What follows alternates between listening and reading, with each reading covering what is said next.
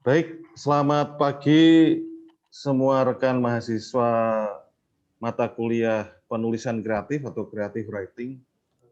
Jadi hari ini seperti yang saya informasikan 1 minggu yang lalu, Pak Vincent Sugeng Hardoyo bersedia memberikan tips, trik, atau bahkan juga kesempatan untuk teman-teman semua ini menulis buku terutama ya, karena di LX Media Komputindo itu produksinya buku, bukan cerita pendek itu.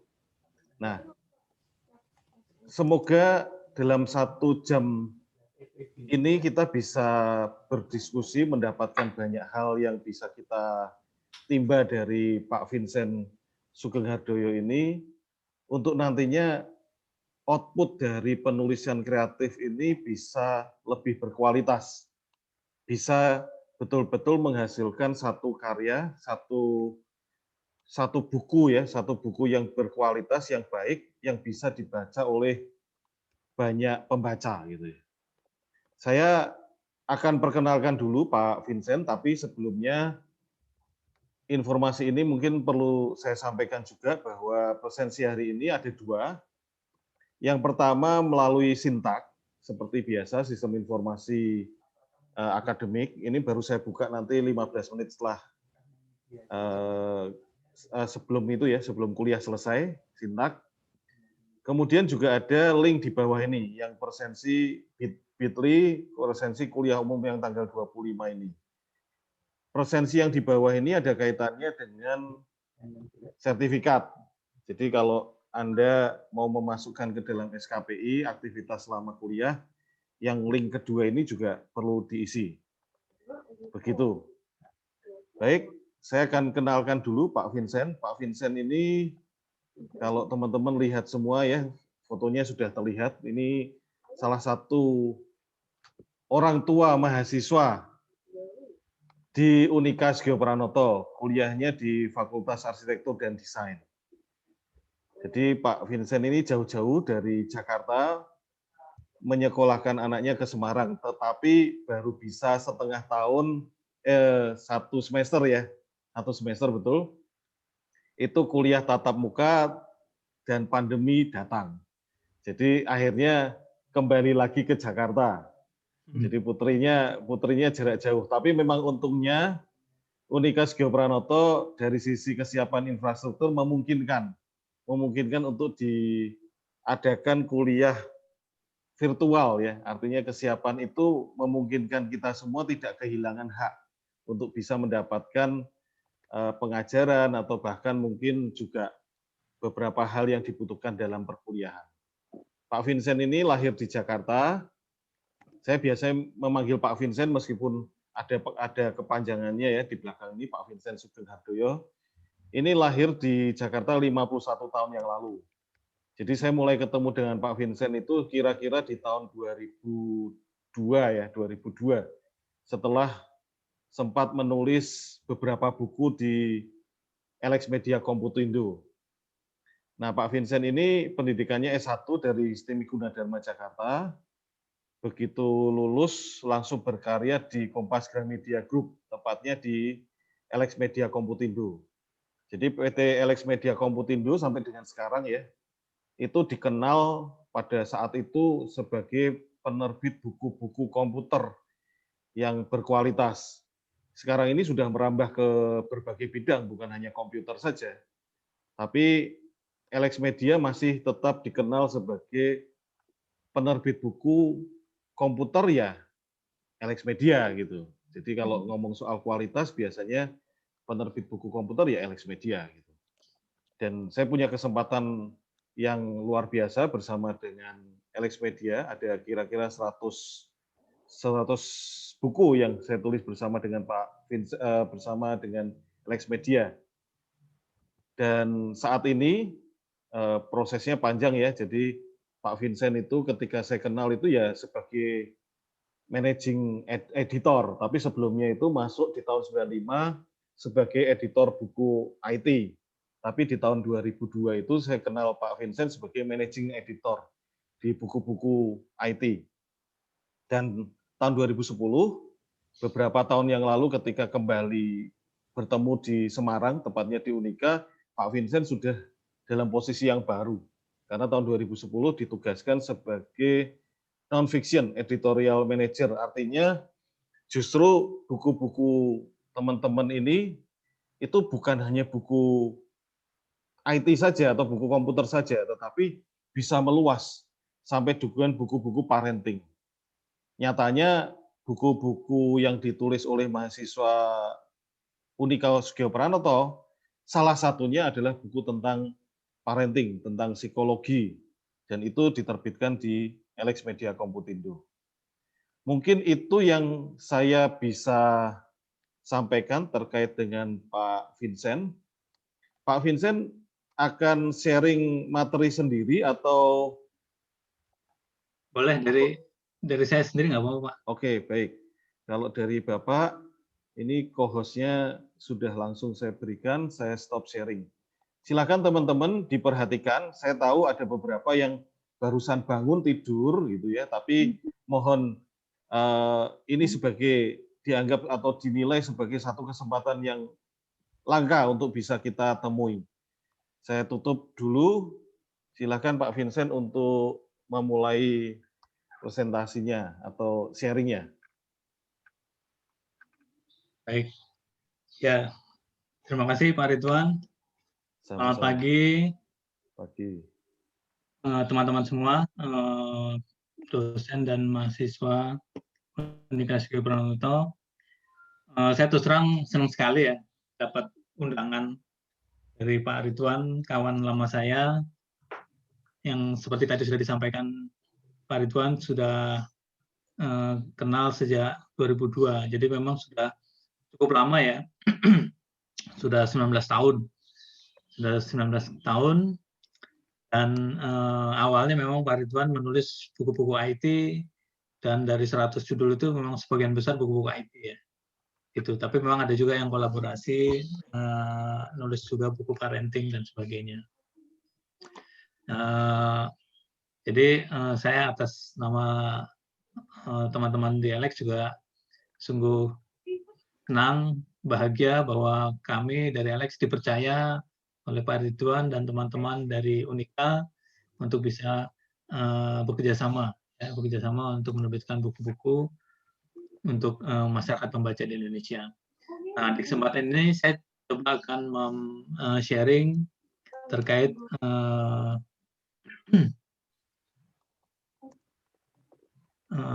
terkait penulisan kreatif ya.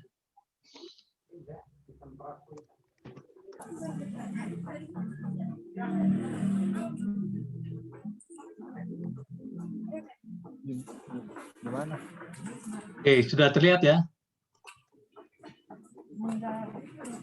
Sudah Pak. Oke, baik. Baik, saya mulai saja. Jadi materi yang saya tayangkan atau presentasikan ini adalah ingin mengajak share ke teman-teman mahasiswa gimana sih cara kreatif untuk kita memulai penulisan. Karena kadang teman-teman banyak penulis yang merasa bingung ya, dia pengen nulis tapi nggak tahu caranya gitu. Idenya dari mana, memulainya gimana gitu. Nah, makanya di kesempatan ini saya coba akan share cara kreatif mencari ide penulisan. Nah, mungkin awalnya seperti ini. Jadi pada saat kita mulai berencana mau mendesain buku, itu pertama-tama seorang penulis itu harus mempelajari dulu pembacanya itu siapa, gitu ya. Karena nggak mungkin produk yang hasil karya yang kita terbitkan, kita tulis itu kita nggak tahu ini mau ditujukan ke siapa, gitu. Makanya kita pertama-tama harus tahu dulu pembacanya itu siapa yang menjadi target, gitu ya.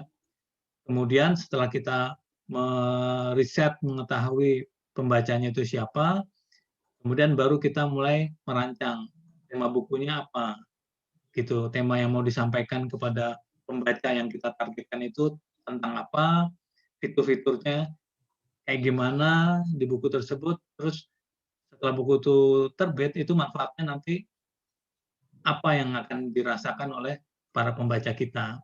Nah, ini harus kita siapkan dulu di awal, ya, pada saat proses mendesain buku.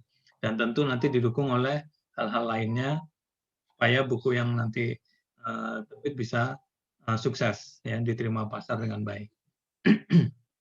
Nah, pada saat kita menulis buku itu ada beberapa persiapan, ya. Nah, kalau selama ini banyak penulis yang pada saat dia menulis itu penulis itu mengetahui atau memahami persoalan yang dihadapi, ya. Persoalan maksudnya persoalan yang misalnya tema tentang misalnya panduan menggunakan Word gitu, atau panduan menggunakan Excel. Nih kalau buku atau untuk mahasiswa ya sistem informasi. Penulis mengetahui persoalannya, ya, memahami ilmunya, kemudian gimana caranya ya orang-orang belajar atau mengetahui untuk mengetahui cara menggunakan Excel misalnya. Kemudian penulis memberikan solusinya.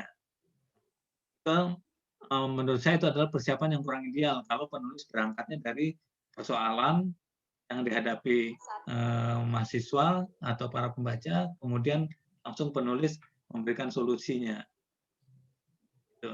Nah, nah, jadi kalau yang persiapan yang kurang ideal itu gitu. Jadi penulis memahami persoalannya sendiri, ya. Penulis memahami persoalannya sendiri. Penulis pada saat dia mendesain buku, dia melihat nih kok ada kelemahan di sini, kemudian dia coba eksplorasi, kemudian dia cari solusinya, kemudian buku itu diterbitkan. Nah, hal yang seperti itu tuh kurang ideal. Nah, sebaiknya itu kita menyiapkannya adalah pembaca coba meriset dulu, ya, meriset dulu apa persoalan yang dihadapi oleh para pembaca, ya, apa kebutuhan yang diinginkan oleh para pembaca, sehingga begitu penulis mengetahui persoalan atau permasalahan kebutuhan yang diinginkan oleh para pembaca dan kemudian tahu solusinya bagaimana, kemudian baru penulis menuliskan solusinya tersebut dalam bentuk buku, sehingga ini akhirnya nyambung antara kebutuhan yang diinginkan oleh pembaca dan buku yang berisi solusi yang dicari oleh pembaca, gitu, ya. Jadi itu teman-teman. Jadi antara persiapan yang perlu dilakukan itu. Jadi jangan kita langsung asal nulis buku tanpa kita memahami kebutuhan pembaca seperti apa, gitu. Karena seringkali hal ini akhirnya menimbulkan istilahnya mubazir. Kita udah capek-capek nulis, ternyata bukunya nggak laku. Ternyata memang itu bukan yang sesuai keinginan pembaca. Ya, itu yang saya maksud di slide ini.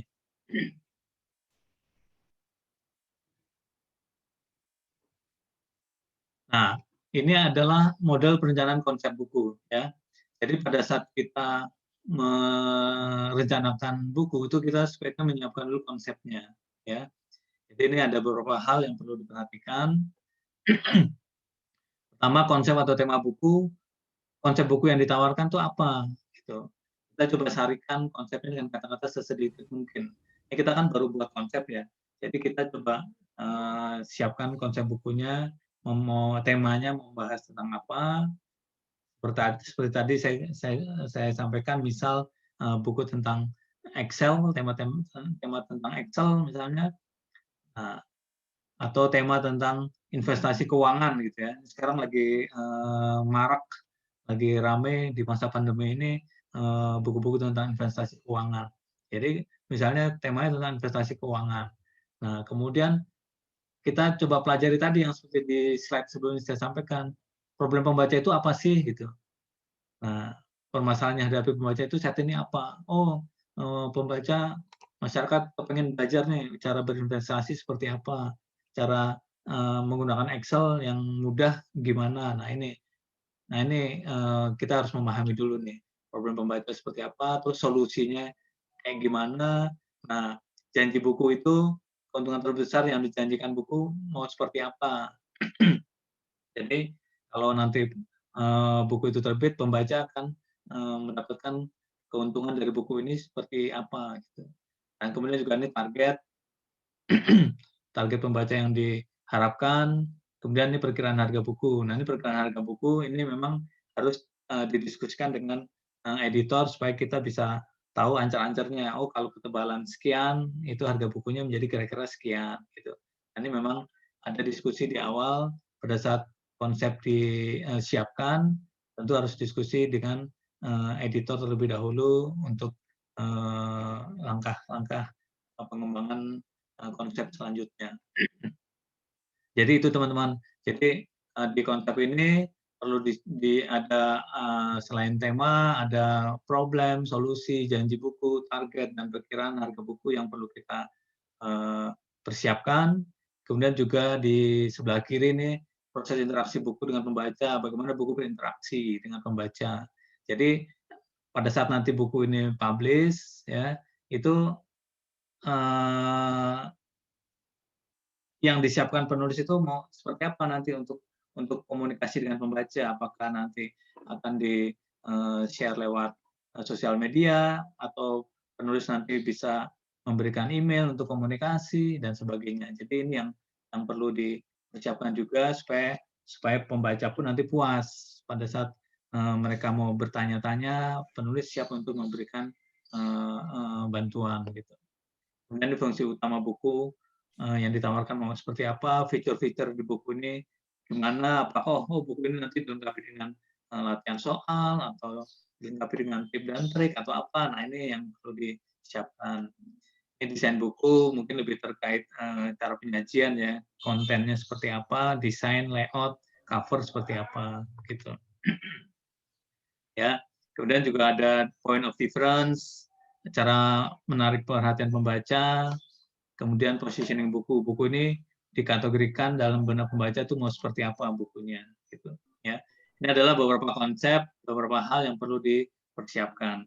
Nah, untuk saat ini itu kami mulai tahun lalu ya, kami sudah menyiapkan satu proposal ya, form proposal berisi berbagai pertanyaan yang relevan yang perlu dipersiapkan oleh calon penulis. Itu semua ada di proposal, nanti bisa diisi terlebih dahulu untuk kami review ya. Nanti redaksi akan mereview proposal tersebut sebelum akhirnya nanti diputuskan apakah naskah yang diajukan ke kami bisa disetujui atau tidak untuk diterbitkan. Tapi lebih kurang proposal itu memuat konsep buku seperti yang ditampilkan di slide ini. Nah, pada saat kita mendesain buku itu ada beberapa sumber ide penulisan buku ya. Pertama, informasi buku bestseller. Mungkin teman-teman bisa cek, oh di toko itu yang bestnya apa ya? Atau bisa juga nanti diskusi dengan editor, dengan penerbit.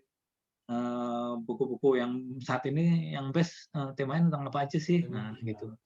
Dan yang lagi tren, itu bisa cek juga di Google, tanya di Google, cek di Google tema-tema yang buku-buku IT atau buku tentang bisnis yang lagi ramai tentang apa sih trennya, nah itu bisa dicek atau kombinasi dengan industri lain.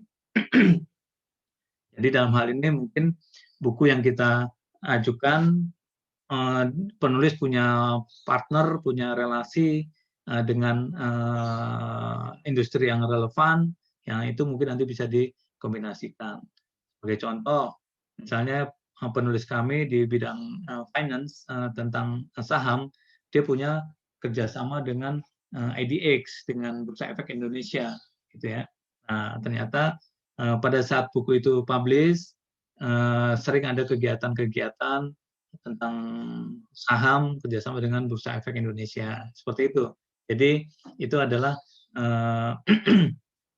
kalau penulis punya partner, punya relasi, networking itu sangat membantu sekali pada saat kita akan memulai mendesain buku. Juga untuk memperluas range produk, jadi buku-buku itu nanti selain buku, nanti mau dibikin apa lagi ya, gitu. Ya, itu bisa juga sebagai ide, oh nanti bukunya rencananya pada saat buku ini publish, kita akan coba buat juga e-book-nya. Atau nanti akan misalnya buku tentang Excel seperti tadi saya sampaikan, oh nanti akan buat juga tip triknya, oh nanti akan bikin juga latihan soal dan sebagainya. Jadi ini akan makin luas. Ini sebagai ide-ide yang bisa kita ambil untuk kita memulai penulisan buku. Nah, seperti tadi saya sampaikan, tema buku itu sangat penting ya. Itu karena di awal itu yang kita mau bikin tentang apa, itu yang perlu kita persiapkan. Jadi tema buku itu penting untuk supaya pembaca langsung paham, oh buku ini tentang parenting misalnya, oh buku ini tentang sejarah misalnya. Ya.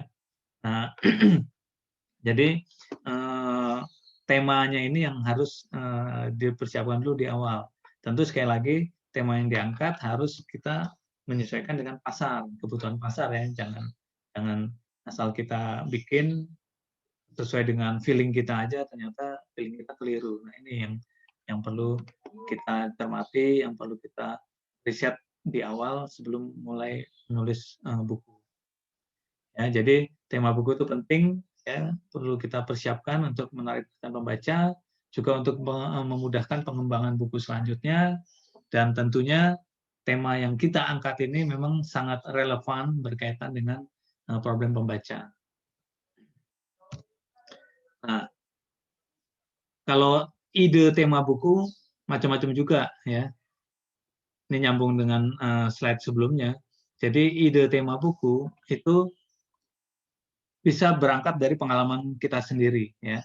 Oh ternyata saya punya pengalaman pada saat saya menggunakan PowerPoint misalnya, ternyata banyak masalah yang saya hadapi, ternyata setelah saya eksplorasi, saya utak-atik, ternyata berhasil solusinya, problemnya bisa terselesaikan. Nah ini kalau kita punya pengalaman seperti itu sangat membantu, gitu ya. Membantu, dan ternyata pengalaman ini bisa di-share ke para pembaca lewat tulisan, lewat buku kita. Jadi untuk maaf.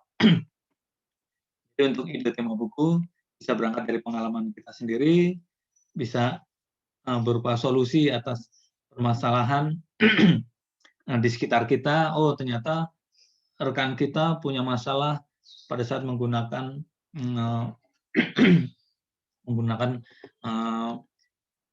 Windows 10 misalnya, atau Office. Pada saat menggunakan Office ternyata dia punya problemnya seperti ini, kemudian di-share ke kita, terus kita coba bantu, oh ternyata bisa nih kita menyelesaikan. Nah berangkat dari pengalaman yang dihadapi rekan kita, dan mungkin setelah kita riset permasalahan tersebut merupakan juga permasalahan yang dihadapi oleh para pembaca secara umum, nah itu mungkin bisa kita angkat sebagai tema buku.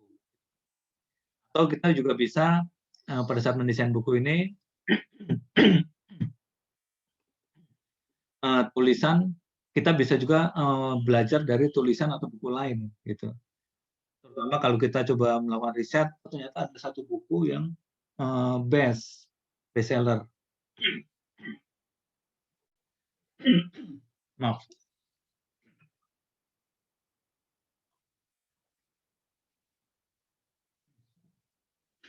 Jadi kita coba pelajari tulisan atau buku lain yang mungkin sudah beredar di pasar dan ternyata kita amati ini bukunya best. Kita coba lakukan strategi ATM, amati, tiru, modifikasi, gitu ya maksudnya. Jadi dengan melakukan hal itu juga bisa, ya, bisa kita lakukan sebagai sumber ide tema buku. Karena tentu kalau ada satu buku, satu tema yang ternyata sudah terbit, ternyata best, banyak orang cari, banyak orang beli, gitu. Kan kita memandang, wah ternyata buku itu banyak yang suka, banyak yang butuh. Nah, temanya mungkin oke nih. Nah, coba kita pelajari, kemudian kita memang kebetulan menguasai tema tersebut, kemudian kita lakukan ATM tadi. Ya. Dan juga kita bisa menggunakan teknik menambah, mengurangi, mengubah kata kunci. Jadi saya akan jelaskan lebih lanjut. Nah, ini terkait mencari tema buku, itu kita bisa melakukan dengan beberapa teknik. Ya. Salah satunya adalah teknik mengubah, menambah, mengurangi kata kunci. Ya. Jadi ternyata sederhana, hanya dengan mengubah kata kunci, kita bisa mendapatkan ide tema yang tidak terbatas. Ya. Jadi kita melihat satu judul yang menarik, yang fenomenal, yang ternyata best, oh judulnya seperti itu. Nah, coba kita modifikasi, kita lakukan ATM dengan mengubah kata kunci tadi. Misalnya seperti ini. Ada judul buku misalnya Kaya Bukan Cuma Mimpi. Ya. Ternyata buku ini anggap bestseller nih. Kaya bukan cuma mimpi. Jadi banyak orang yang kepingin kaya. Ternyata orang kepingin kaya itu nggak cuma mimpi loh, bisa juga jadi kenyataan. Gitu. Nah, kaya bukan cuma mimpi. Oh, ini buku ini bestseller, misal. Kemudian kita coba bikin buku lain, ya, bikin buku lain tapi dengan tema yang berbeda, tapi menggunakan terinspirasi dari judul ini. Misalnya kata kaya diganti menjadi cewek idaman. Jadi ini buku untuk remaja misalnya. Menjadi cewek idaman bukan cuma mimpi. Nah, ya. Atau cowok kepingin gimana caranya nyari cewek yang diinginkan. Nah, kemudian buku ini bisa memberikan solusi atas permasalahan para cowok-cowok jomblo yang pengen mendapatkan cewek. Gimana sih caranya, tip-triknya misalnya. Nah, ini ada buku, kemudian berangkat dari judul ini, kemudian kata menjadi cewek idaman bukan cuma mimpi diganti mendapatkan cewek idaman bukan cuma mimpi. Atau bisa juga prestasi bukan cuma milik orang jenius gitu ya. Jadi satu judul ini bisa kita turunkan, bisa kita ambil idenya menjadi banyak ide-ide lain yang tidak terbatas. Ya. Kita punya satu keahlian tertentu, bingung mau kasih judul apa atau tema apa. Nah, berangkat dari satu judul yang kita lihat cukup bagus, nah kita coba modifikasi menggunakan teknik mengubah kata kunci tadi. Ada juga misalnya rahasia di balik zodiakmu, gitu ya. Kemudian kita modifikasi aja, misalnya rahasia di balik potensi terbesarmu, atau rahasia di balik kecantikan artis tenar, atau rahasia menjadi orang sukses. Jadi ini kata-kata kuncinya diubah, disesuaikan dengan yang kita inginkan gitu. Kita memang mentok nggak punya ide. Gitu. Jadi ini tak terbatas ya, ini saya hanya 3 yang saya tampilkan ya. Selanjutnya ini bebas-bebas saja, ini tidak terbatas ya. Jadi silakan kalau teman-teman mentok nggak punya ide, nggak punya tema apa ya, nah kita bisa berangkat dari satu judul yang kita suka, yang cukup fenomenal, yang ternyata itu best, nah kita coba utak-atik dari judul tersebut ya menjadi judul lain. Nah, kemudian bagaimana ya agar kita bisa selalu kreatif mendapatkan ide segar dalam menulis artikel atau buku? Nah itu supaya kita bisa selalu mendapatkan ide segar itu banyak cara ya. Nah, ini nanti saya coba akan sampaikan salah satu cara yang paling mudah ya. Jadi sebenarnya pada saat kita memulai penulisan itu ada beberapa persoalan utama ya. Pertama, gimana caranya membuat gambaran besar ide penulisan. Kadang kan untuk penulis-penulis baru bingung mau menggambarkan grand blueprint buku kita mau seperti apa, bingung. Nah, itu adalah persoalan biasa yang dihadapi oleh setiap calon penulis. Jadi persoalannya itu kebanyakan ya. Jadi bingung membuat gambaran besar ide penulisan, gimana caranya mendapatkan ide-ide pendukung, kemudian gimana merangkai ide dalam tatanan kalimat yang menarik. Nah, itu adalah satu persoalan yang biasa dihadapi oleh para calon penulis gitu. Nah, itu semua bisa kita bisa bisa kita cari sebenarnya, bisa ada tools-nya nanti ya. Jadi bagaimana mencatat ide penulisan yang sering muncul meloncat-loncat. Jadi kadang kan kita kalau punya ide ya, oh ternyata ide awal A, tapi terus punya lagi ide B, punya lagi ide C gitu, lompat-lompat gitu. Ya, tapi memang otak kita secara alami memang seperti itu. Jadi tidak langsung terstruktur, tapi memang lompat-lompat ya, loncat-loncat. Ya, jadi gimana nih nyatetnya ide kita yang banyak tapi loncat-loncat.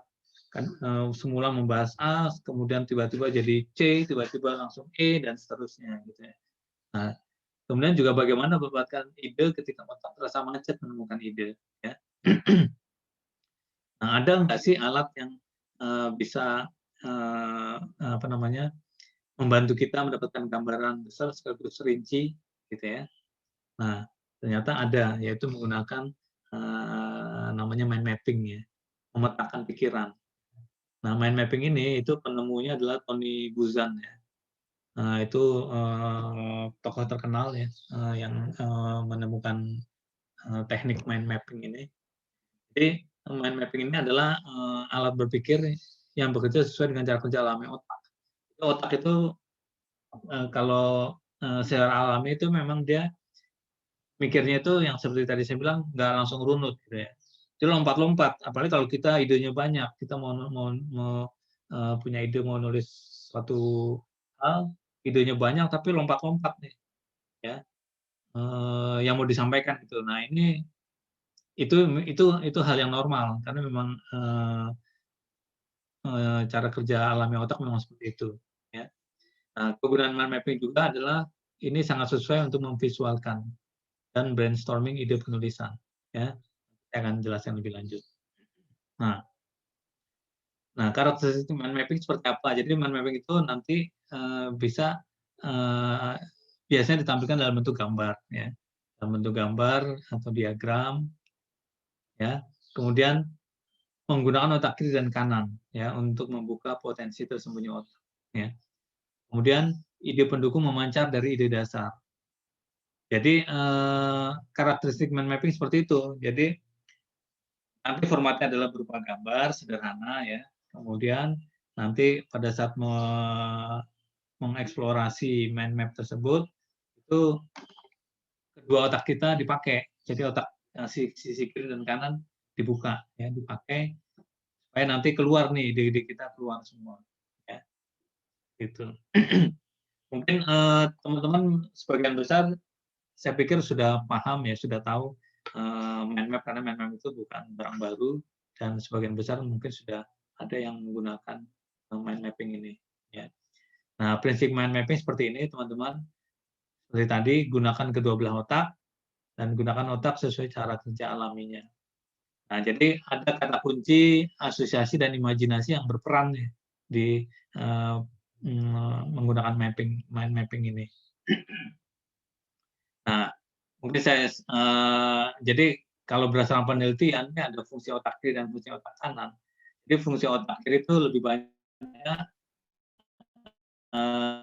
mengatur atau berhubungan dengan bahasa, analisa berpikir, logika dan sebagainya. Yaitu itu adalah yang fungsi otak yang kiri, ya. Tapi kalau yang kanan itu berkaitan dengan seni, gambar, warna, kreativitas. Nah, imajinasi, intuisi. Nah, itu pada saat kita mind map itu nggak hanya otak kanan aja yang berperan, tapi otak kiri pun juga kita gunakan. Ya, dua-duanya. Teorinya seperti itu pada saat menggunakan mind map. Ya. Seperti tadi di slide sebelumnya itu ada istilah asosiasi. Jadi asosiasi itu apa sih? Jadi asosiasi adalah tautan. Tautan di ingatan kita ada orang atau benda lain. Yang ini nanti kita akan coba tuangkan di diagram mind map. Ya. Nah, seperti ini misalnya, ini ada contoh mind map namanya tentang health, tentang sehat ya. Gimana sih supaya kita sehat? Oh ternyata asosiasi tentang apel, misalnya sehat ini dilambangkan dengan apel gitu ya. Yang seperti tadi saya bilang kan berbentuk gambar. Sehat itu dilambangkan dengan apel. Oh, Berarti kalau sehat kita harus istirahat cukup, ya, harus tidur yang cukup, gitu, ya. Kemudian kita harus bisa mengelola stres, ya. Harus ada olahraga, exercise. Kemudian kita mungkin perlu melakukan diet, gitu ya. Dan kalau sakit bantuannya butuh bantuan kemana ya? Nah, jadi ini asosiasi-asosiasi nih terkait health ini asosiasinya kemana aja, gitu ya. Nah, ini yang perlu kita coba keluarkan dari pikiran kita, asosiasi, tautan-tautan terkait tema health ini yang bisa kemudian kita tuangkan dalam mind map ini, gitu ya. Nanti ini masing-masing semua bercabang-cabang nih terkait stres, efeknya gimana, masalahnya apa, kemudian solusinya mau gimana. Nah, ini yang kita coba detailkan lagi atas tema stres ini, gitu. Tema exercise pun demikian, tema cabang sleep ini demikian. Jadi masing-masing kita detailkan. Nah, itu nanti kalau kita ada satu tema buku yang mau kita angkat, teman-teman bisa membuat diagram mind map seperti ini nanti akan mudah pada saat kita mulai menyusun, gitu ya. Kita mulai menyusun tulisan. Gitu. Jadi mind mapping ini kita tetapkan temanya, kemudian membuat asosiasi bebas, kemudian distrukturkan, kita generate ide baru, gitu. Dari mengeksplorasi mind map ini. Nah, kalau yang belum pernah menggunakan mind map, langkah-langkahnya ini ya, kita coba siapkan kertas, misalnya kertas biasalah ya, kertas kosong, kemudian kita lebih mudah jika dibuat kertasnya melintang, jadi landscape ya, landscape, kemudian tuliskan temanya di tengah-tengah, kemudian dilingkari lah gitu ya. Nah, tema yang dituliskan di tengah-tengah itu kemudian kita bikin akarnya, bikin cabangnya. Nah, seperti yang contoh yang tadi ya. Kemudian ini asosiasinya bebas ya, itu kita nggak usah takut salah. Ya. Kita bikin garis, kemudian di atas garis dituliskan kata atau asosiasi yang kita inginkan sesuai yang muncul dari ingatan kita. Dan kita sekali lagi jangan takut salah pada saat kita mengotak-atik mind map ini. Kemudian juga nggak usah takut ada duplikasi ide, nanti bisa diubah-ubah lagi. Kemudian nanti akan distrukturkan ya, kita atur lagi, kemudian kita bikin campang dan rantingnya, kemudian udah ikuti terus sejauh asosiasi berkembang. Ya. Nah itu tadi kemudian distrukturkan secara keseluruhan, misalnya draft mind mapping-nya sudah jadi, kemudian kita bikin strukturnya, gitu. Kita bikin strukturnya, kita urutkan ya supaya lebih terstruktur, lebih rapi. Kemudian kita lanjutkan asosiasi pada tingkat yang lebih detail. Jadi pada saat teman-teman udah ketemu ide A, ide B, ide C, dan seterusnya, kemudian masing-masing punya cabang, kemudian terus didetailkan lagi, dan ini akhirnya jadilah satu konsep secara keseluruhan. Ya. Satu konsep secara keseluruhan, dan akhirnya bisa kita tuangkan menjadi blueprint kita yang kemudian nanti akan coba kita tuliskan satu persatu dan akhirnya jadi satu tulisan, jadi satu buku yang lengkap ya. Dan bisa memuat berbagai hal yang sudah kita siapkan poin-poin pentingnya ya. Kemudian juga satu lagi, pada saat kita mengenerate ide baru itu kita bisa menggunakan kata benda acak ya. Nanti saya jelaskan lebih lanjut kata benda acak. Jadi sekali lagi bahwa kegunaan mind mapping ini bisa untuk memvisualkan pikiran. Jadi pikiran kita yang tadi loncat-loncat bisa kita visualkan. Tadi ada apel misalnya, ya. Kemudian itu untuk itu kan karena orang konotasinya apel itu menyehatkan. Makanya tadi contoh mind map-nya digambarkan dengan buah apel. Nah, nanti misalnya teman-teman mau nulis tentang buku komputer misalnya, ya udah mungkin gambar komputer misalnya, dan seterusnya ya. Jadi ini hanya membantu memvisualkan aja.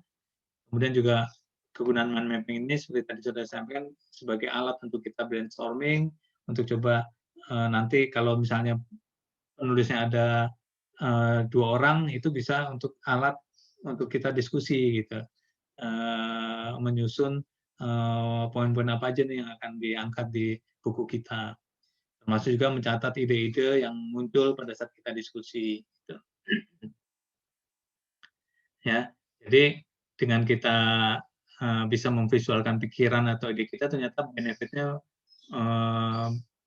banyak ya, terutama adalah kita bisa lebih tahu gambaran besar dan rinci sekaligus secara keseluruhan hanya dengan memandang, hanya dengan melihat diagram mind map yang sudah kita susun, yang sudah kita buat, gitu ya. Kemudian ini mengenal pola berpikir.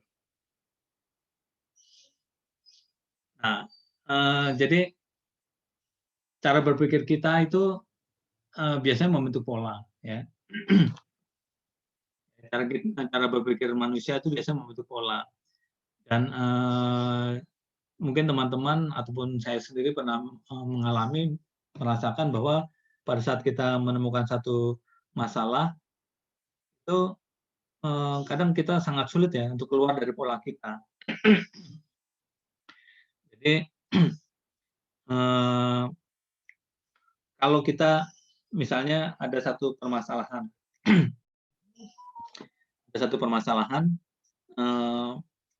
solusinya yang biasa kita lakukan ya hanya caranya A, B, C gitu. Nah, pada saat kita di-challenge untuk coba cari cara lain karena ternyata cara A, B, C ini hasilnya nggak maksimal, nggak baik, ternyata nggak bagus, tetap belum ada solusinya. Nah, itu biasanya pada saat kita di-challenge untuk mencari solusi lain, akhirnya balik lagi ke A, B, C. Karena memang pola kita seperti itu, susah kita keluar dari pola kita.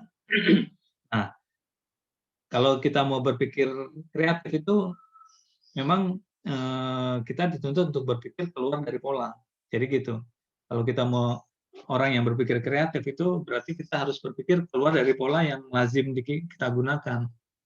Kalau tadi yang seperti saya ceritakan caranya ABC, ya mentok-mentok larinya lagi ke ABC lagi caranya, solusinya. Tapi sebenarnya ternyata ada cara lain selain ABC yang bisa dijadikan solusi, tapi kita nggak ngerti gitu. Karena selama ini di otak kita hanya ABC aja nih cara untuk solusinya gitu. Nah, kalau berpikir kreatif itu berarti kita harus berani keluar dari pola, ya. Nah, salah satu cara berpikir keluar dari pola adalah kita memulai dari titik yang berbeda. Untuk mengubah pola berpikir secara kreatif itu kita coba ubah fokus dan pikirkan sesuatu yang tidak berhubungan. Jadi tidak mungkin berpikir kreatif dengan melihat pada arah yang sama. Jadi seperti tadi saya ilustrasikan, ada satu masalah, solusinya kita anggap hanya langkah A, B, dan C. Ternyata dengan melakukan A, B, dan C masih belum optimal, belum maksimal solusinya. Kita coba berpikir keras, berpikir lama gimana caranya. Kayaknya cuma A, B, C aja. Nah, akhirnya ya balik lagi ke A, B, C. Kalau orang yang berpikir kreatif nggak bisa seperti itu. Ya. Nah, karakteristik utama dari jenius yang kreatif adalah kemampuan membangkitkan asosiasi. Nah, nanti saya akan coba kasih contoh ya. Yang tadi ada kata benda acak, ya, dan apa hubungannya dengan asosiasi. Jadi katanya nih orang yang jenius itu orang yang jenius yang kreatif itu adalah orang yang bisa membangkitkan asosiasi dan hubungan antara subjek yang berbeda. Nah, kalau orang tersebut bisa mengeksplorasi dan bisa menghubung-hubungkan yang tidak berhubungan itu, wah itu jenius tuh, katanya gitu. Ya. Jadi untuk membuat ide baru perlu cara membuat pola-pola lain menjadi pola pikir yang baru. seperti apa, seperti ini, ya. Ada satu teknik, ya. Ada satu teknik yaitu namanya kata benda acak, ya. Nah, alat ini, teknik ini nanti, berguna untuk mengembangkan ide dalam penulisan. Jadi ini sebelah sini ada contoh benda, ada handphone, ada sepatu, ada gelas, ada tas dan sebagainya ya. Nah, ini kata benda ini bisa kita pakai nantinya sebagai alat untuk kita mengembangkan ide dalam penulisan. Ya. Jadi gunanya pada saat kita stagnan ya, menemui stagnasi, berhenti, mentok, nggak ketemu ide, balik lagi ke ide lama atau konsep lama, nah muter di situ aja, nah itu menggunakan kata benda acak itu bisa kita pakai. Bisa juga untuk memulai proyek baru atau mencari ide tambahan. Nah, untuk menggunakan teknik ini ada beberapa alat yang perlu digunakan. Kita bisa menggunakan daftar kata benda, bendanya apa aja bebas, ya. Atau kartu kata benda, misalnya kita punya kartu, ada kartu gambar jeruk, kartu kayak kartu remi gitulah ya. Ada kartu gambar jeruk, ada kartu gambar botol, kartu gambar mouse, kartu gambar tas dan sebagainya. Ya. Terus kartu gambar sama kartu kata benda atau kartu gambar, atau bisa juga kita kalau punya kamus, dictionary, kita bisa juga cari aja sembarang kata di kamus, mau kata itu kita pakai, itu juga bisa. Ya. Nah, caranya gini teman-teman. Jadi kita pilih kata benda secara acak, bebas ya, sekali lagi bebas. Kemudian kita coba daftarkan atau kita list atribut kata benda tersebut. Kemudian lalu buat asosiasi. Seperti ini contohnya ya. Misalnya kita kepingin menulis buku tentang bagaimana mengelola keuangan keluarga. Ya. Menulis bagaimana mengelola keuangan keluarga. Nah, kita misalnya pilih kata benda acaknya komputer. Ya. Ini misalnya ya, asal sembarang aja, oh nemu kata benda acak komputer ya, bebas ya, sekali lagi bebas kata benda acak ini.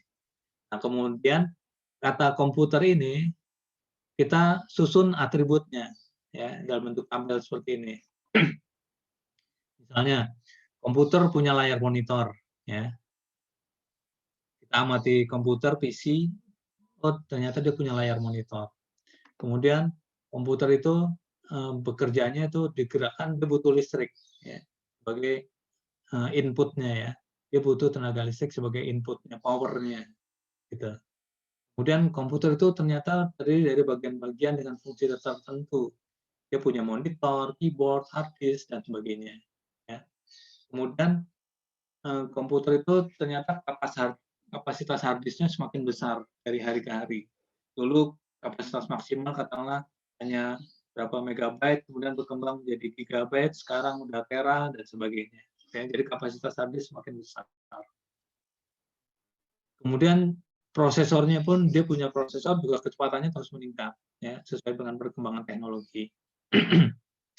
Komputer itu ternyata bisa dipakai untuk mendengarkan musik gitu ya. Kemudian komputer bisa digunakan untuk menyelesaikan banyak pekerjaan, multitasking gitu. Kemudian komputer punya prosesor sebagai inti penggeraknya. Udah.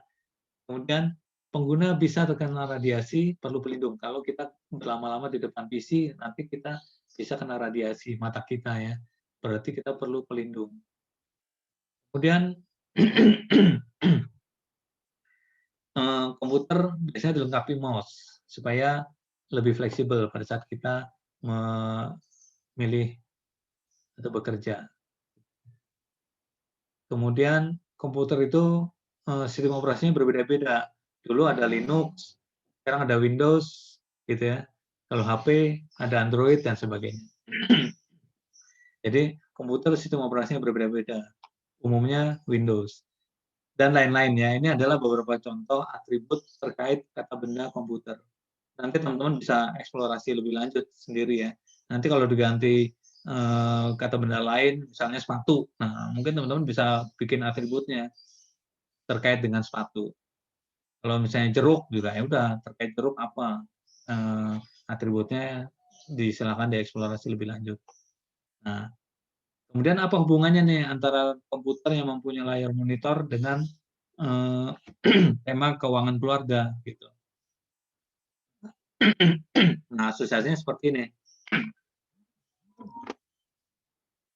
Nah, ini komputer mempunyai layar monitor.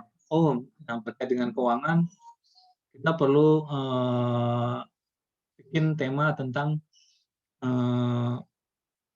monitor, cara gimana memonitor arus masuk dan keluar uang. Nah, jadi kita dapat ide mempunyai layar monitor. Nah, kita coba pada saat kita mendesain buku tentang keuangan keluarga, dari kata mempunyai layar monitor, kita berarti kalau terkait dengan keuangan, kita perlu nih memonitor arus masuk dan keluar uang, gitu ya. Nah, komputer digerakkan dengan tenaga listrik sebagai ininya, powernya ya, inputnya. Nah, ternyata yang berhubungan dengan keuangan, coba kita pahami jenis-jenis sumber pemasukan, sumber inputnya. Jadi pada saat kita mengelola keuangan, kita perlu memahami jenis-jenis sumber pemasukan, ada gaji, komisi, honor, royalti, dan sebagainya. Ini mengasosiasikan dari ini menjadi ini nih memang perlu yang tadi saya bilang, menghubungkan yang tidak berhubungan gitu. Nah, kemampuan kita mengasosiasi ini kalau bisa mengeksplorasi lebih banyak ya, dan kita menghubung-hubungkan yang tidak berhubungan yang ternyata bisa, ini sebagai ide yang sebelah kiri, ini kemudian kita coba tuangkan. Nah, ini jenius tuh, berarti kita jenius gitu ya. Ini lanjut lagi. Kapasitas hard disk semakin besar. Oh, nih, terdiri dari bagian-bagian dengan fungsi tertentu. Ya, ada monitor, keyboard, dan sebagainya. Ternyata hubungannya apa dengan keuangan? Kita perlu mengelola portofolio kekayaan. Jadi, portofolio keuangan, ya. Ada tabungan, deposito, reksadana, emas, properti, saham, dan sebagainya. Gitu. Kemudian hard disk semakin besar ya, semakin berkembang. Nah, terkait keuangan mungkin kita perlu mengatur, menargetkan, coba kita set target pertumbuhan keuangan kita. Kemudian ini prosesnya terus meningkat, ya, terus berkembang, terus bertumbuh. Nah, gimana kita perlu mendesain cara mencapai target pertumbuhan terkait keuangan ini. Ya. Kemudian komputer bisa untuk mendengarkan musik. Nah, ini gimana caranya supaya pada saat kita mengumpulkan kekayaan, mengumpulkan uang untuk tabungan masa depan kita tuh bisa menikmati gitu. Jadi cara menikmati mengumpulkan kekayaan, mengumpulkan uang atau menyimpan uang, berinvestasi untuk masa depan, gitu maksudnya. Dan seterusnya ya. Terkait ini misalnya pengguna bisa terkena radiasi. Nah, ini strategi dalam tanda petik melindungi kekayaan. Nah, ini kan perlu proteksinya mau seperti apa. Jadi berangkat dari ini, kemudian ketemu ide ini adalah yang saya bilang tadi adalah asosiasi. Kita coba hubung-hubungkan yang sebenarnya tidak berhubungan, dan kalau ini bisa kita tuliskan, kita tuangkan, ini menjadi ide penulisan di buku kita dengan tema keuangan. Ini nanti bisa jadi bab tentang monitor arus masuk dan keluar uang. Ya udah, di situ kita eksplorasi terkait bab mengelola, memonitor arus masuk dan keluar uang. Kemudian terkait jenis-jenis sumber pemasukan, gaji, nah ini juga bisa kita eksplorasi di salah satu bab. Mengelola portofolio ini juga bisa jadi salah satu bab, dan seterusnya ya. Jadi ini yang saya maksud, menghubungkan yang tidak berhubungan dengan menggunakan teknik kata benda acak. Satu lagi ya, misalnya kita punya ide buku cara belajar yang menyenangkan, gitu ya. Kata bendanya adalah, kata benda acaknya adalah badut. Badut itu karakteristiknya seperti ini. Ada badut itu menghibur, ya kan? Kalau kita lihat badut kan dia lucu, jadi dia menghibur. tingkahnya lucu. Biasanya kita panggil tuh untuk pesta ulang tahun misalnya. Perlu latihan nih kalau orang pakai kostum badut kan perlu latihan supaya gimana gerakannya supaya lucu gitu lah dan seterusnya. Badut itu juga merupakan profesi. Ada yang memang profesinya adalah sebagai badut gitu. Ya panggilan, badut panggilan gitu ya. Disukai anak-anak, suasananya riang, dia perlu dandanan khusus, alat yang melucu. Jadi badut itu punya kostum untuk melucu. Badut itu juga bisa sulap. Ya, biasanya dilengkapi dengan perangkat yaitu topi badut dan seterusnya. Ini yang kita list terkait badut ini kita list ya. Nah, kemudian kita coba hubung-hubungkan gitu dengan relasi dengan tema belajar yang menyenangkan menggunakan kata menghibur ini. Ternyata setelah kita asosiasikan, oh ternyata menghibur. Gimana cara belajar yang menghibur, tidak tegang, tidak stres, santai seperti bermain-main, gitu ya. Tingkah lucu, ciptakan permainan lucu dan mengasihkan pada saat belajar ini supaya proses belajar menjadi lebih kreatif dan anak-anak bisa lebih fun belajarnya. Kemudian untuk pesta ultah digunakan ya, badut itu dipanggil untuk pesta ultah. Ternyata kalau anak-anak belajar itu kita bisa ingatkan bahwa belajar itu tidak hanya saat akan ada ulangan, tapi belajar tiap hari gitu. Perlu latihan, berarti perlu ada satu tema tentang latihan dengan permainan yang nanti kita tuangkan dalam buku gitu. Kemudian misalnya nih disukai anak-anak, pahami apa yang disukai anak-anak, cara belajarnya dan seterusnya ya. Jadi dari list karakteristik badut ini ternyata bisa kita hubung-hubungkan yang tidak berhubungan tadi. Jadi ide untuk kemudian kita eksplorasi menjadi nantinya bisa menjadi bab-bab atau poin-poin penting yang akan kita tuangkan dalam tulisan kita. Gitu. Oke, jadi itu teman-teman beberapa hal yang bisa saya sharingkan. Mungkin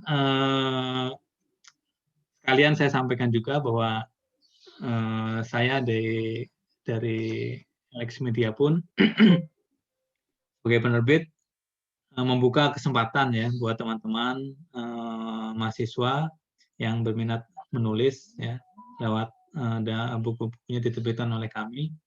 Jadi kami kebetulan saya saat ini sebagai manajer non fiksi itu lebih banyak memang menangani buku-buku non fiksi ya. Jadi di Alex itu ada departemen fiksi dan non fiksi ya. Nah, kalau fiksi itu ya namanya juga fiksi ya. Jadi buku-buku yang terkait buku buku anak ya, buku cerita gitu. Kemudian ada buku-buku komik pendidikan, kemudian ada juga novel, itu masuk di fiksi. Kalau saya lebih menangani buku-buku non fiksi. Buku-buku non fiksi itu ada buku komputer, ya, ada buku bisnis, buku tentang finance, keuangan, ada buku tentang parenting, ya. Kemudian ada buku juga tentang social science dan sebagainya. Itu ada buku-buku non fiksi. Kalau teman-teman berminat bisa mengajukan ke kami, nanti saya bisa share proposalnya ya. Nanti proposal tersebut bisa teman-teman tuliskan ya, ada sejumlah pertanyaan di situ. Nanti teman-teman bisa tuliskan, nanti itu sebagai bahan review kami di redaksi. Ya. Sebagai informasi tambahan juga bahwa walaupun saat ini pandemi, buku itu ternyata masih tetap diminati oleh masyarakat pembaca. Walaupun memang seperti halnya industri lain itu memang mengalami penurunan ya, tapi sejak pertengahan tahun lalu lah ya, pertengahan tahun lalu atau menjelang akhir tahun lalu itu ternyata mulai bangkit lagi ya, mulai bangkit lagi walaupun memang masih belum senormal sebelum pandemi gitu. Tapi dari hasil pengamatan kami tetap buku ternyata masih diminati oleh masyarakat pembaca dan produk-produk kami pun tidak hanya buku cetak, tapi juga ada e-book ya.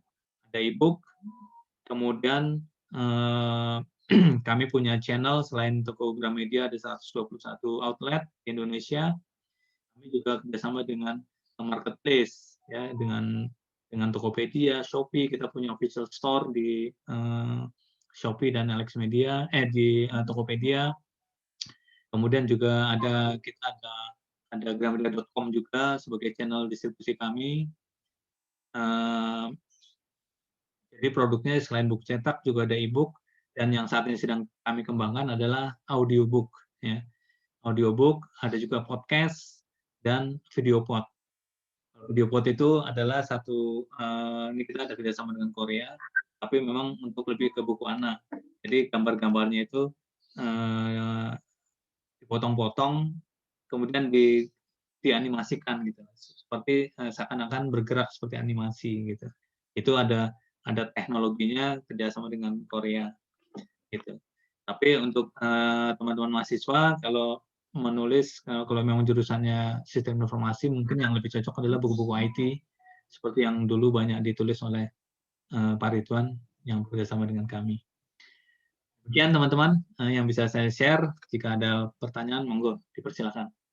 Saya kembalikan ke Pak Ridwan. Baik, terima kasih Pak Vincent. Jadi seperti yang disampaikan oleh Pak Vincent tadi, justru di pertengahan tahun terakhir ini belanja buku dari saya sendiri di keluarga itu meningkat. Karena anak-anak sudah mulai minta yang bangsanya Tintin lah, terus kemudian Y lah gitu. Ya. Itu mulai meningkat. Karena mereka juga sudah mulai bosan juga di depan komputer terus, di depan gadget terus gitu. Maka variasi-variasinya itu kalau tidak ke arah jalan-jalan, ya jalan-jalan, tapi kan kalau kerumunan juga harus dihindari. Maka kemudian dialihkan seperti beli buku dan lain sebagainya. Sekarang ini setengah tahun meningkat nih konsumsinya, lebih dari yang umum yang dulu sebelum pandemi. Nah, semoga ini tanda-tanda positif bagi negeri ini. Ya, baik. Semoga. Ini saya akan buka pertanyaan, nanti silahkan masuk chat ya. Ini kesempatan yang langka teman-teman, karena begini, saya cerita ya, beberapa penulis buku, beberapa tokoh-tokoh negeri ini, atau bahkan dosen-dosen deh gitu, itu ketika menulis buku, itu seringkali pakai pihak ketiga. Jadi mereka tidak tahu kalau menulis buku itu justru sebetulnya dapat royalti. Malah mereka membayarkan sejumlah uang untuk bisa masuk diterbitkan oleh pihak ketiga gitu, oleh broker-broker yang lebih tahu jalurnya ke Pak Vincent, ke Alexmedia. Artinya kalau teman-teman ini punya akses langsung terhadap Pak Vincent atau Alexmedia ini, justru malah tidak perlu menggunakan pihak ketiga. Itu catatan yang paling penting, karena beberapa teman saya ketika ketemu, loh saya bayar sekian juta untuk bisa diterbitkan. Nah, itu harusnya ketemu dengan kita-kita, dengan Pak Vincent juga, dikasih tahu cara nulis yang benar gimana, sehingga bisa diterbitkan dan kemudian dibeli oleh banyak orang. Gitu. Nah ini hari ini ada Bu itu ya, Bu Ratih juga yang kemarin itu membuat klub penulisan ya, klub pembaca dan penulis di perpustakaan. Nah, itu nanti bisa kontak dengan Pak Vincent. Sebelumnya kan sudah kontak juga dengan Pak Vincent. Teman-teman, apakah ada yang mau bertanya terlebih dahulu? Karena ada kemungkinan jika tulisan Anda baik ya, itu kita bisa usulkan ke penerbit Alex. Tapi kan saya juga sedang menunggu Anda memproses tiap minggu ya. Tulisan-tulisannya bagaimana. Nah, kalau Anda ada pertanyaan-pertanyaan, harusnya tulisannya bagaimana Pak biar bisa masuk dan lain sebagainya, langsung bisa ditanyakan, entah menggunakan chatting atau langsung open mic. Neti kayaknya open mic nih. Oh enggak ya? Oh enggak. Oke, silakan para koordinator. Sambil para koordinator chat dulu enggak apa-apa. Pak Vincent ini ada 5 tulisan ya, 5 tulisan atau 5 topik buku yang disiapkan oleh teman-teman mahasiswa.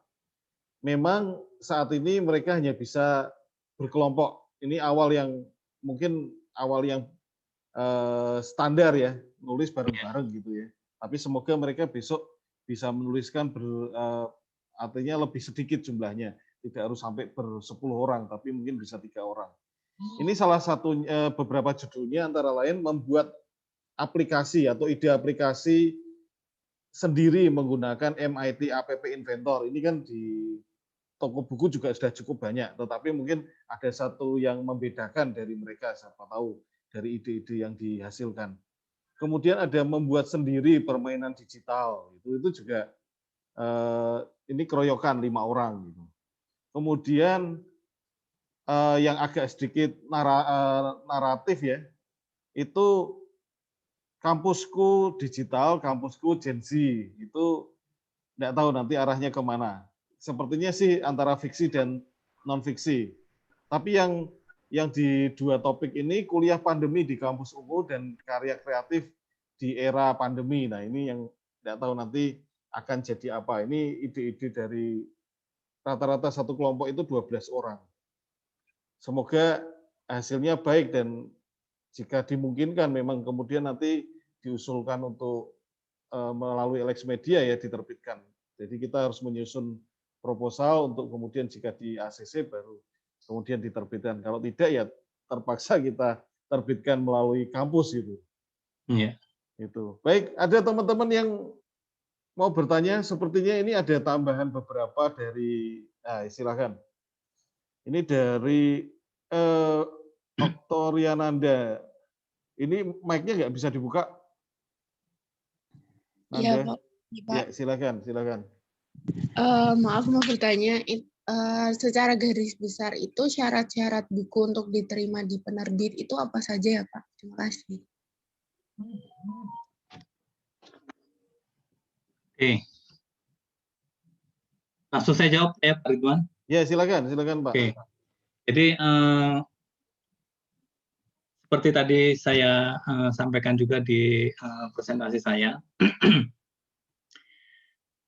Jadi pada saat calon penulis mengajukan materi naskahnya ke kami, itu syarat-syaratnya apa? Syarat-syaratnya tentu harus membuat dulu proposal ya. Saya ada template-nya, nanti teman-teman bisa saya share template-nya, silakan nanti mengisi template proposal tersebut. Jadi di proposal itu banyak hal yang ingin kami ketahui terkait tema yang diangkat tentang apa gitu ya. Kemudian aktivitas calon penulis itu seperti apa, terus rencana terkait buku itu nantinya mau kayak gimana dan sebagainya ya. Termasuk juga sekarang ini terutama untuk buku-buku fiksi maupun non fiksi ya. Kayak buku-buku kalau di tempat saya di non fiksi lah, misalnya buku-buku tentang finance gitu ya. Nah itu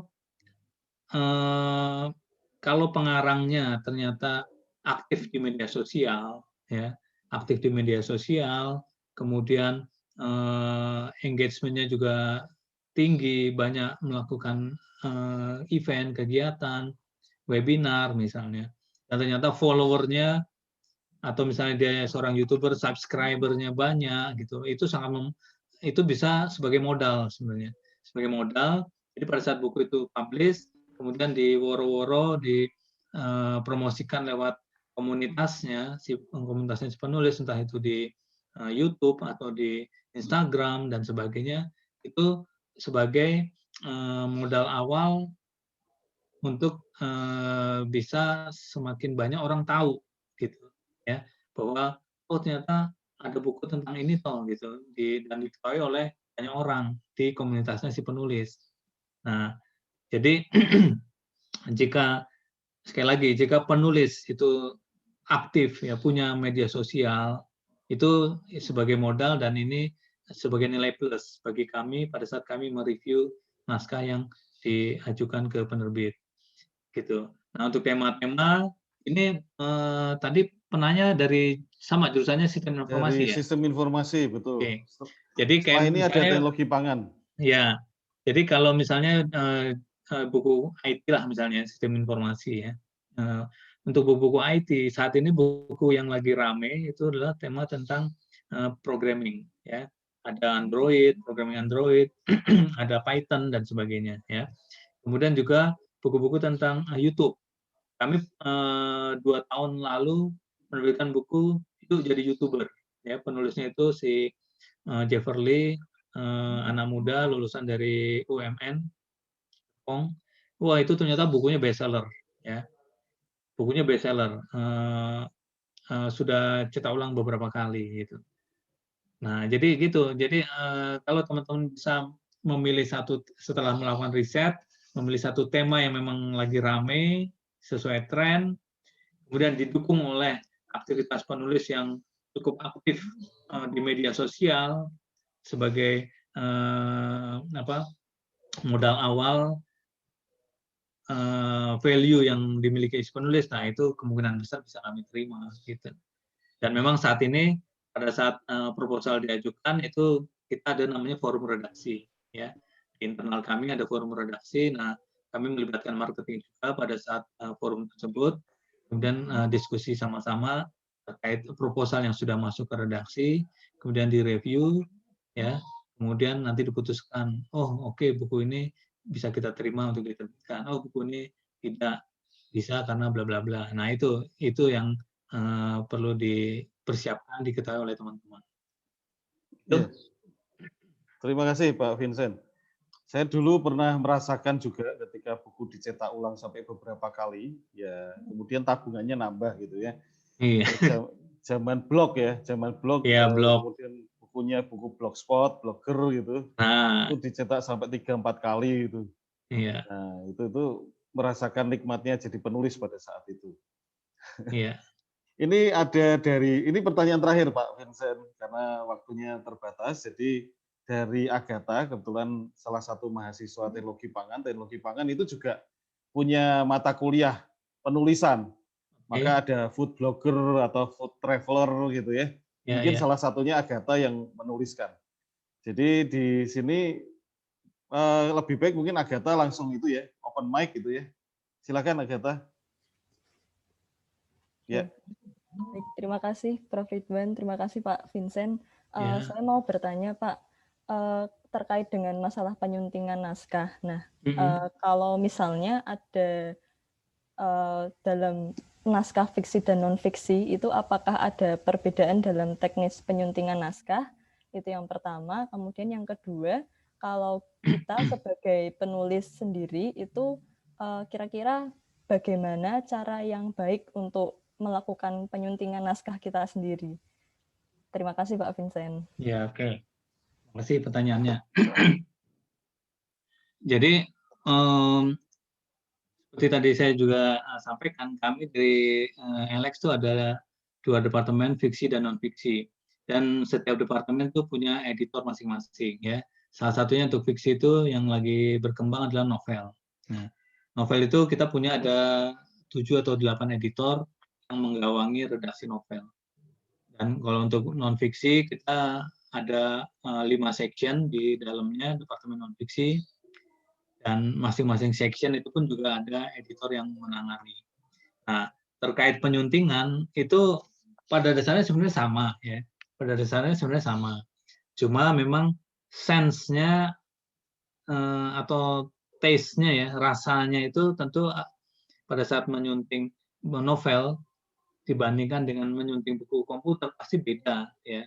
Editornya tentu kalau editor buku komputer disuruh ngedit novel tentu kagok ya, nggak akan sebagus kalau memang editor novel yang sudah pengalaman, yang sudah terbiasa meramu atau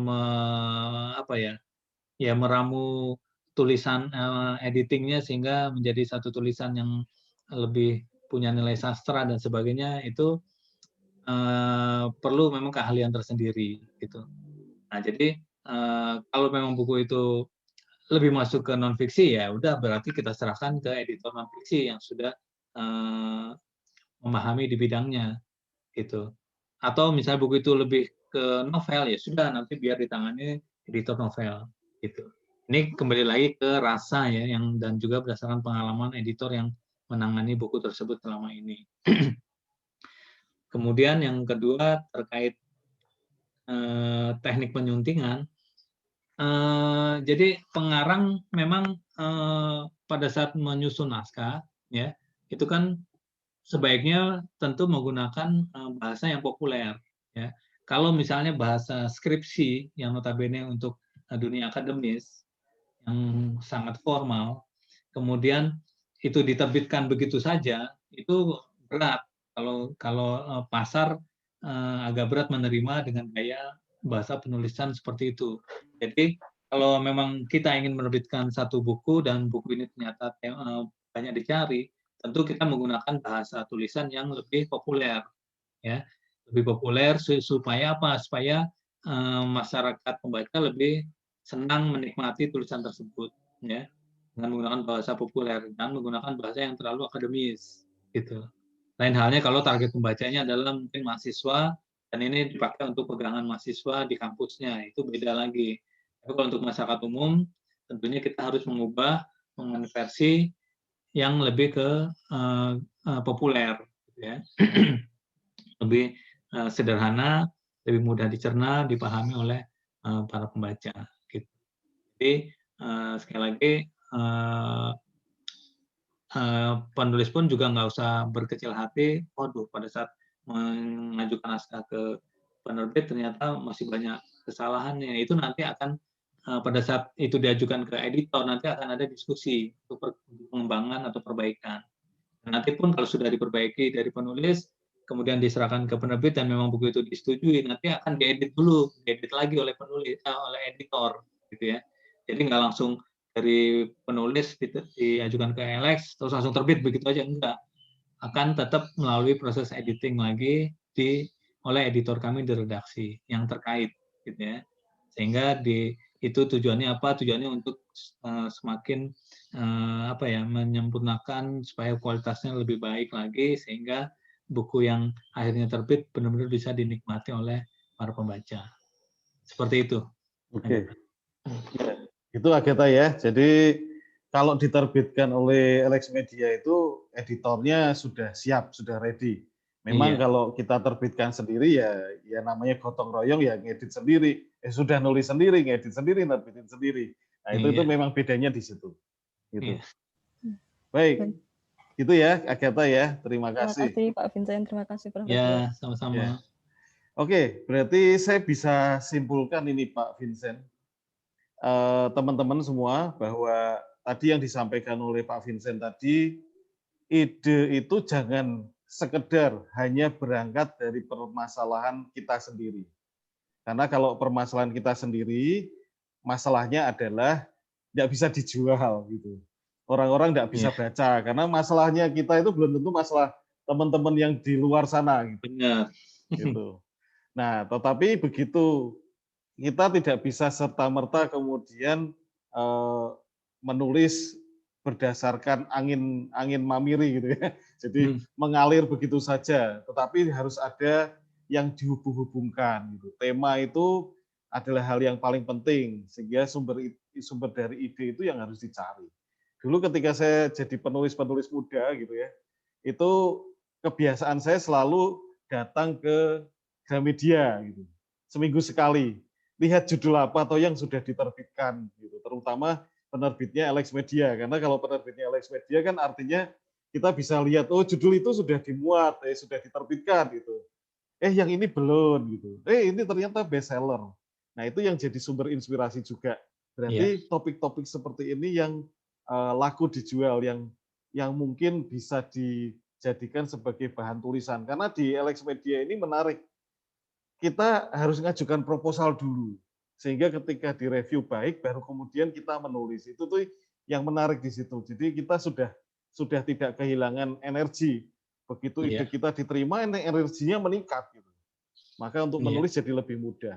Siapa tahu nanti ya, tadi yang disampaikan oleh Pak Vincent tadi, topik-topiknya itu berdasarkan judul-judul yang ada, kemudian dimodifikasi. Menjadi, bisa juga ya, menjadi mahasiswa 4.0. 4.0 itu bukan industri 4.0, tapi IPK 4.0, bukan cuma mimpi gitu, misalkan.